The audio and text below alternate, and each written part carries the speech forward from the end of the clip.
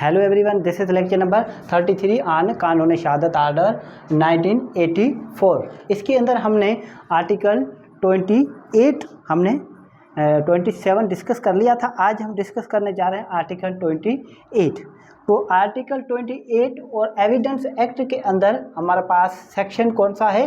ये सेक्शन है हमारे पास हमारा कानून शहादत evidence act, Indian evidence act के अंदर ये सेक्शन नंबर 15 है।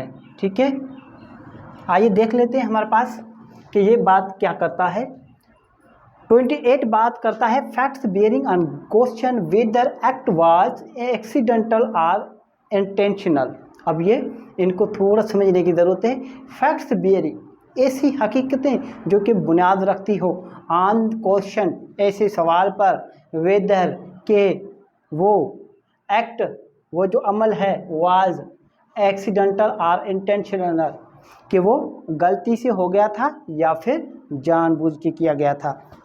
आइए इसको देख लेते हैं, इसकी बेयर रीडिंग कर लेते हैं। आपके पास इसका बेयर एक्ट होना ज़रूरी है। Where there is a question whether an act was accidental or intentional, जब कभी भी ये सवाल उठे कि कोई अमल जो है वो जानबूझ के किया गया है या फिर कोई गलती से हुआ है, तो फिर are done with a particular knowledge or intention, या फिर वो किया गया है किसी हमारे पास मखसूस पर्टिकुलर हमारे पास नॉलेज या फिर इंटेंशन से। The fact that such act formed part of a series of similar occurrence, जैसे कि हमने रेस गेस्ट पढ़ा था ना आर्टिकल 19 के अंदर। इसी तरह जो कि कोई ऐसी हकीकत जो कि दूसरी हकीकत से मिलती हो, वो अपनी एक चेन बनाता हो, वो अपनी एक फॉर्म बनाता हो। In each of which the person doing the act was concerned is relevant. और इन सब में जो भी वो काम करेगा, जो भी ये सीरीज में काम करेगा, वो सब के सब क्या हो जाएंगे, वो कंसर्न्ड हो जाएंगे, वो सजेशन निकालने के लिए कि एक्ट एक्सीडेंटल है या फिर इंसिडेंटल है। आई बात समझ में? ये देख रहे हैं, एक्सीडेंटल या फिर इंटेंशनली। एक्सीडेंटल मीन्स गलती से कोई काम हो जाना, इंटेंशनल मीन्स इरादे से करना, जानबूझ के करना। ये आपको समझ में आएगा तब जब आप इनकी इलस्ट्रेशन पढ़ेंगे। अब इनकी इलस्ट्रेशन क्या होता है? इलस्ट्रेशन मीन्स मिसाल, आपको मिसालों से वाजे करना। इसका इलस्ट्रेशन ए बात करता है कि कोई ए है जो कि अक्यूज्ड है किसका? हमारे पास घर जलाने का अक्यूज्ड है। Burning down his house in order to obtain money for which it is हमारे पास इंश्योर्ड। ये इन पर इल्ज़ाम है कि ये इन्होंने अपने खुद के घर जलाए हैं। क्यों जलाए हैं? क्योंकि इसको घर जलाने के लिए पैसे मिलते थे। इसने इंश्योरेंस में अपने घर को इंश्योर किया था। ठीक है, इंश्योरेंस की हुई थी। और एक्सीडेंटल, और हमारे पास एक्सीडेंटल अगर कोई वाक़या हो जाता है, उनको कंपनी हमारे पास देती है, इंश्योरेंस देती है। ठीक है, तो ये जानबूझकर अपने घर जलाया करता था। अब सवाल ये है, A is accused of burning down his house in order to obtain money for which it is insured. A ने अपने घर जलाया है क्योंकि इसको अब जो हमारे पास इन्होंने घर सिक्योर किया था, उनसे पैसे वसूल करने के लिए। अब क्या हकीकत क्या? The fact that A lived in several houses successively each of which he insured. और हकीकत ये है कि ए मुख्तलिफ घरों में रहता है, आ रही बस समझ में, और हर एक को इन्होंने इंश्योर किया हुआ है मुख्तलिफ कंपनियों से। In each of which a fire occurred, और हर एक घर में उनके हर एक घर को आग लगी थी। फॉर एग्जाम्पल, ए ने एक्स घर लिया, एक्स घर में भी आग लगी। ए ने वाई, ए ने कौन सा घर लिया? वाई घर लिया, वाई में भी आग लगी। ठीक है, ए ने जेड घर लिया, जेड में भी आग लगी। इन तीनों में आग लगी घर। ठीक है, एक में मान लेते हैं किसी एक घर में तो आग लग गई, दूसरे में भी चलो लग गई, तीसरे में, सब जो है आग इनके घर में ही क्यों लगती है? ठीक है, ये सवाल सोचने की बात है। And after each of which fires is received payment from different insurance officers are relevant as tending to show that the fire were not accidental. अब यहाँ पर क्या सब बात आ गई कि इन्होंने, सवाल ये था कि ए ने अपना घर जलाया है, कौन सा, एक्स। अब यहाँ पर बात ये देखी गई कि ए के पास और भी घर थे और घर भी जले हैं और इन्होंने मुख्तलिफ कंपनियों से उनका इंश्योरेंस पेमेंट वसूल की है, इंश्योरेंस ऑफिसर से, ठीक है। तो फिर ये सब रेलिवेंट हो जाएंगे और ये चीज़ें शो करती हैं कि ए का जो घर जला है वो हमारे पास एक्सीडेंटल नहीं है, इंटेंशनल है। एक्सीडेंटल नहीं है इसका मतलब क्या है, देखिए यहाँ पर लिखा है are relevant as tending to show that the fire were not accidental. ये एक्सीडेंटल नहीं है, एक्सीडेंटल नहीं है तो मतलब ये इंटेंशनल है, इन्होंने जानबूझ के अपना घर जलाया है पैसे हासिल करने के लिए, ठीक है। ए इलस्ट्रेशन हो गया। अब इलस्ट्रेशन देख लेते हैं B. A is employed to receive money from the debtors of B. A को मुलाजिम रख दिया गया कि आप जो है क्या करें, A is employed to receive money from the debtors of B, कि बी के जो भी डेटर्स हैं उनसे ये मनी रिसीव करें, इससे पेमेंट रिसीव करें। एम्प्लॉय है, ठीक है, किसका एम्प्लॉय है, बी का एम्प्लॉय है। अब बात क्या है, it is duty to make entries in a book showing the amounts received by him. ये अगर एक हमारे पास ए को बी ने रखा है मुलाजिम कि आप जो है मेरे लिए पेमेंट वसूल करें। फॉर एग्जांपल मेरे बहुत सारे घर हैं, आप मेरे रेंट वसूल करें, मेरा बिजनेस है, आप मेरा पेमेंट वसूल करें। तो फिर ये ड्यूटी बनती है उनकी जिनको मुकर्रर किया गया है। एक ए की ड्यूटी है उसको एंट्री रखना, आ रही बात समझ में। It is duty to make entries in a book showing the amount received by him. तो फिर ये ए की ड्यूटी है कि जो भी ये पेमेंट वसूल करता है उनकी एंट्री करना कि इसने कितनी पेमेंट वसूल की है। He makes an entry showing that on a particular occasion he received less than he really did receive. अब ए क्या करता है, ए की बदनीयत हो जाती है। ए ने किसी से, फॉर एग्जांपल ए ने वसूल किए कितने,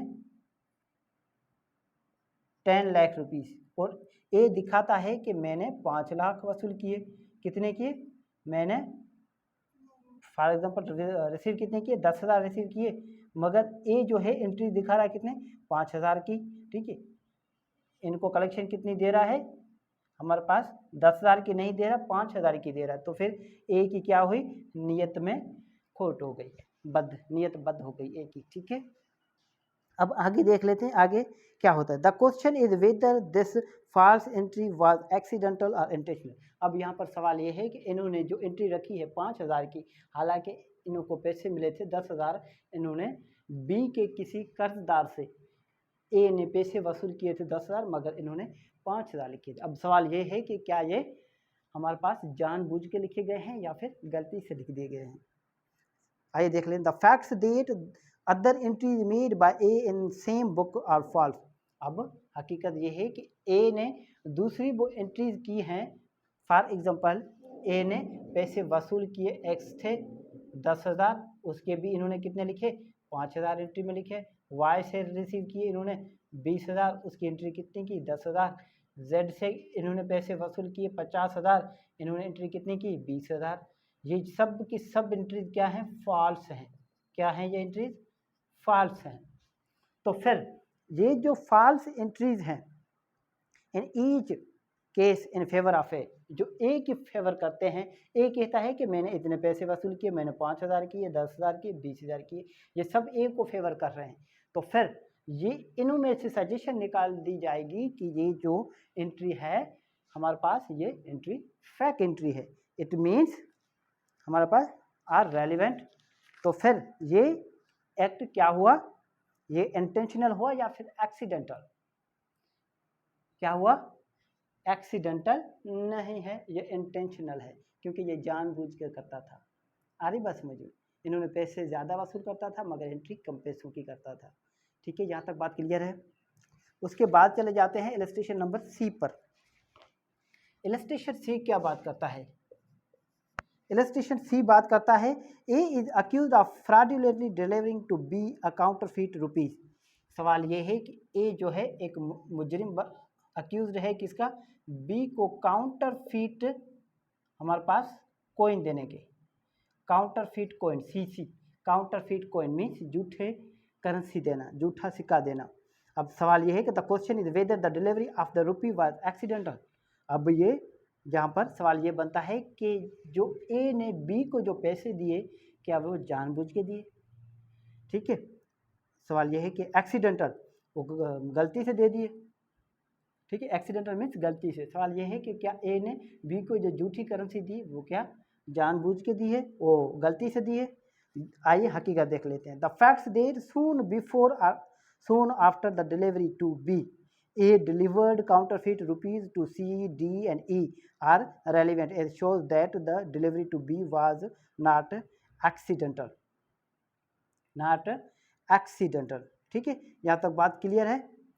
अब इसके अलावा सवाल हमारे पास शोध ये कर रही हैं हमारे पास कि बी को देने से पहले ए ने हमारे पास किसको दिए थे करेंसी, सी को भी दी थी, ठीक है, डी को भी दी थी, ई को भी दी थी, और सब की सब क्या थी, फॉल्स थी, झूठे थे, ठीक है, झूठी करेंसी थी। तो फिर ये सब शो करती हैं कि ये जो ए ने जो बी को जो करेंसी दी है वो हमारे पास एक्सीडेंटल नहीं है। एक्सीडेंटल नहीं है तो फिर क्या है, इंटेंशनल है।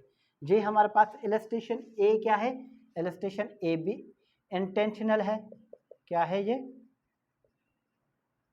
इंटेंशनल है। इलस्ट्रेशन बी भी एक्सीडेंटल नहीं, तो फिर क्या हो गया, ये भी इंटेंशनल हो गया। और इलस्ट्रेशन सी भी एक्सीडेंटल नहीं, तो फिर क्या हो जाएगा, ये हो जाएगा इंटेंशनल। यहाँ तक बात क्लियर है। अगर यहाँ तक बात क्लियर है तो फिर उसके बाद हम आर्टिकल हमारे पास 16 को देख लेंगे, ओ आर्टिकल 29 को देख लेंगे, ठीक है, ये आप नोट कर लें।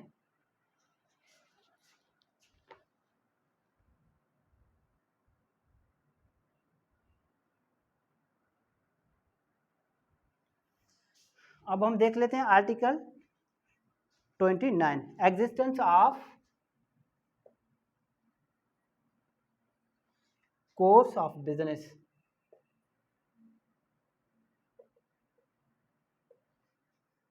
When relevant.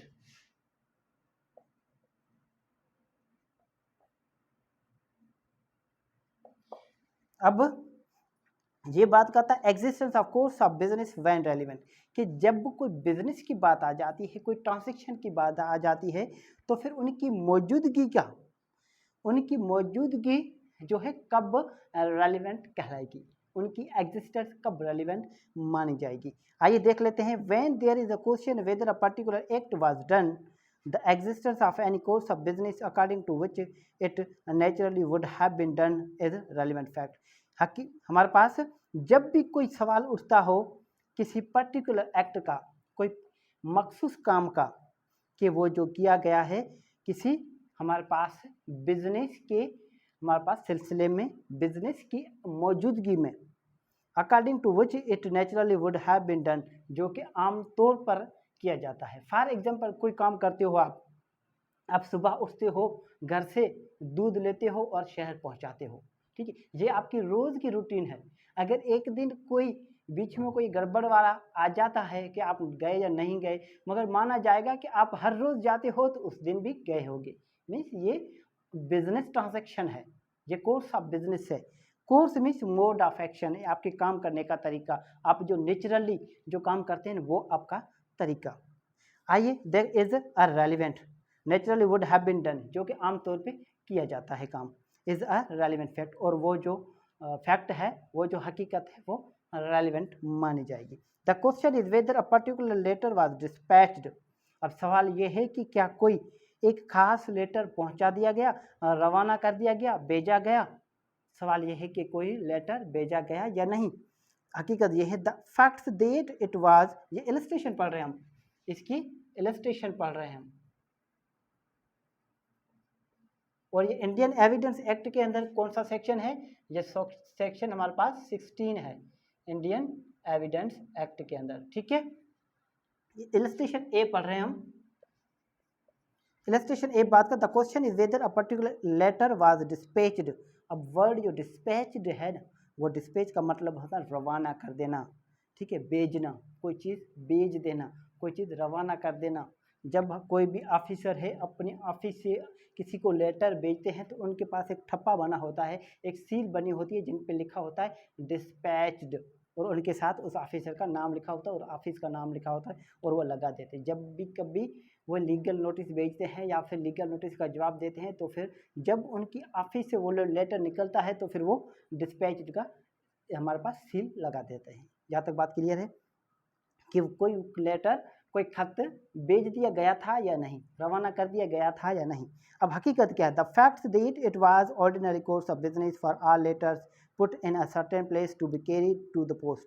अब हकीकत ये है कि आमतौर पर जो हमारे पास कोर्स ऑफ बिजनेस है, आमतौर पर उनके उनके हिसाब से जो भी लेटर से जो भी खत हैं वो आमतौर पर वहाँ पर डाल दिए जाते थे। ठीक है, एक खास जगह पर भेज दिए जाते थे, खास जगह पर रख दिए जाते थे, ठीक है, पोस्ट के लिए। And that particular letter was put in that place are relevant. अब सवाल ये है कि क्या कोई लेटर जो है भेज दिया गया है या नहीं। अब हकीकत ये है कि जो आम तौर पर जिसमें लेटर डालते हैं, ठीक है, फॉर एग्जांपल इसमें रोज़ाना खत डाल देते हैं इस डब्बे में, ठीक है, और वो जो लेटर है वो लेटर भी इसमें डाल दिया गया था। अरे और ये जो पहले जो लेटर है वो सब अपनी जगह पर आसानी डिस्पैच हमारे पास रिसीव हो जाया करते थे। तो फिर ये जो लेटर है ये लेटर भी उसमें डाल दिया था। तो फिर बात क्या हो गई? And that letter was put in that place are relevant, और उस जगह पर ये खत भी हमारे पास पुट कर दिया गया था, मीन्स रख दिया गया था। तो इससे इन्फ्रेंस ये निकलता है कि ये भी वहाँ पर रवाना कर दिया गया। ठीक है, इलस्ट्रेशन बी, इलस्ट्रेशन बी देख लें। The question is whether a particular act और पर्टिकुलर लेटर रीच्ड ए। अब सवाल ये है कि क्या कोई खत ए को मिला, ए को पहुंच गया या नहीं। ठीक है, रीच माना पहुंचना, पहुंच गया या नहीं। ठीक है, आई देख लेते हैं। The facts that it was posted in due course and was not returned through the dead letter office are relevant. अब सवाल ये है कि ये जो लेटर है वो हमारे पास जो आम तौर पर जो पोस्ट है ड्यू कोर्स की, ठीक है, आम तौर पे जो लोग भेजते हैं हम, ठीक है, उनमें ये पोस्ट लेटर कर दिया गया था। लेटर क्या कर दिया गया था? पोस्ट कर दिया गया था और ये वापस नहीं आया था। DLO। अब ये DLO क्या होता है? DLO होता है डीड लेटर ऑफिस। ये वापस नहीं आया। अगर फॉर एग्जांपल ये ऑफिस है एक्स, कोई ऑफिसर है एक्स ने ए को कोई लेटर भेजा, ठीक है, ए को कोई लेटर भेजा मगर ए को मिला नहीं, तो फिर वो वापस वहाँ से रवाना कर दिया, जिसको कहते हैं हम हमारे पास डेड लेटर ऑफिस। ठीक है, डेड लेटर ऑफिस की लेटर जिसको भेजा था उनको नहीं मिला, उनको हम रिसीव नहीं कर पाए, ये वापस हम भेज रहे हैं। ठीक है, तो जो पोस्ट किया गया था ए को वो वापस नहीं आया, रिटर्न नहीं हुआ, ये रिटर्न नहीं हुआ, तो फिर ये मान लिया जाएगा कि ये खत जो है ए को मिल गया। You can understand to connected with ए।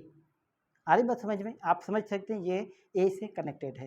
यहाँ तक बात क्लियर है। जैसा कि हमारे पास ADC होती है, एक्नॉलेजमेंट ड्यू कोर्स, कि अगर किसी को लेटर मिल जाए तो फिर वो रिसीव करके वापस हमें रिटर्न करें।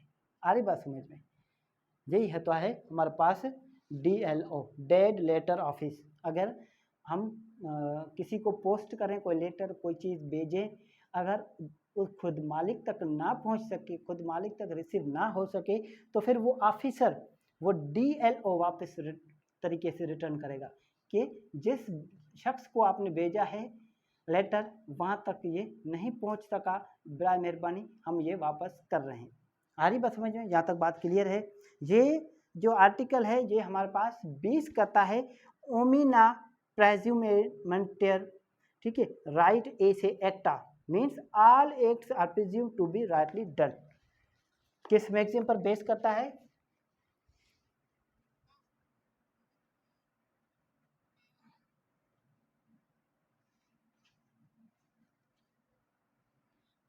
ये आर्टिकल हमारे पास बेस करता है मैक्सिम पर, legal maxim ओमिना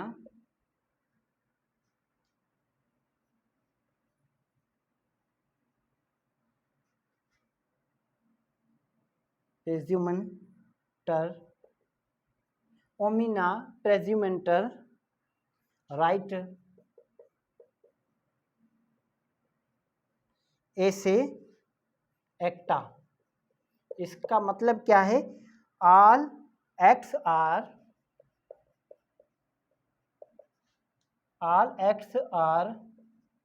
presumed to be done, presumed to be